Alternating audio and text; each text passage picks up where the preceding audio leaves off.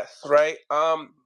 In an interview with Punch Drunk Boxing, salute to my man Moonshine. He did an interview with Boo Boo, and Boo Boo was talking about he studies the body language of David Benavidez. A lot of people study the holes in people's armors, but he starts to believe that he looks at the body mechanics of David Benavidez. He believes that the certain movements that David can't do in the ring, that is where he believes that the things that Caleb Plant couldn't do, he believes he can do. When we talk about guy Demetrius Andres, right? A lot of people got mixed emotions. He's a good boxer. Some people think he's a sloppy boxer. Some people believe that, he kind of gets out of range and doesn't put himself in corner positions. When you look at his style, obviously you've been studying him. You already told me, that Yeah, you watch every interview. So I know that you watch him fights. You're a scientist. Talk that's my job. exactly. Talk to me. When it comes to exposing him, what do you see without even throwing in,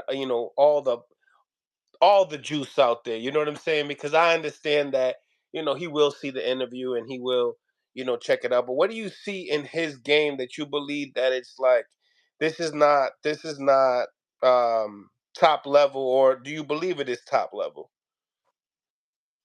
You know what? I'm gonna tell you something. I believe I'm not. I already know what we're working on, and we're gonna wait until fight night. But I'll tell you right now, in my opinion, I think he never made that adjustment from amateur to professional. You know, uh, and he has good footwork. You know, and he lunges in with fucking big hooks. You know, and just throws punches from every angle. Or he's awkward. He's an awkward fighter. Yeah. He's an awkward fighter. So we have a good plan. I've been studying what he does, and everybody has a plan until they fucking get hit. So um, we're working on a plan, and he's working on a game plan also.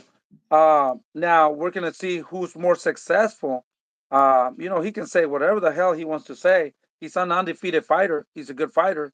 I can say whatever the hell I want to say until the day of the fight. If David comes 100% ready, this guy's gonna go to sleep. I'll tell you that. You Nyquil. know, he's gonna Nyquil. Yeah, he's gonna go to sleep. David's too strong, man. David's a natural 168. To me, he's a little guy. You know, coming up to 168, he's full developed. He's a grown man. He's what, 31, 32.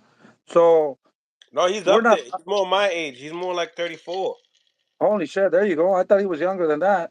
So he's 35. So he's a great fighter, man. But we got to prove ourselves. And we got to prove ourselves, and we got to make sure that we look spectacular, man, and beat him in a fashion way in order to prove ourselves. He has to do the same, you know. But I'm studying him, and I pretty much have an idea what we're gonna do with them, you know. And he's working on his game plan also with his team. So I think it's gonna be exciting, man. We never fought a fighter in like him, so it's gonna be interesting also Yep, to you're right. put our game 35. plan to work. He hasn't fought a fighter like David, so hey, we're on the same boat.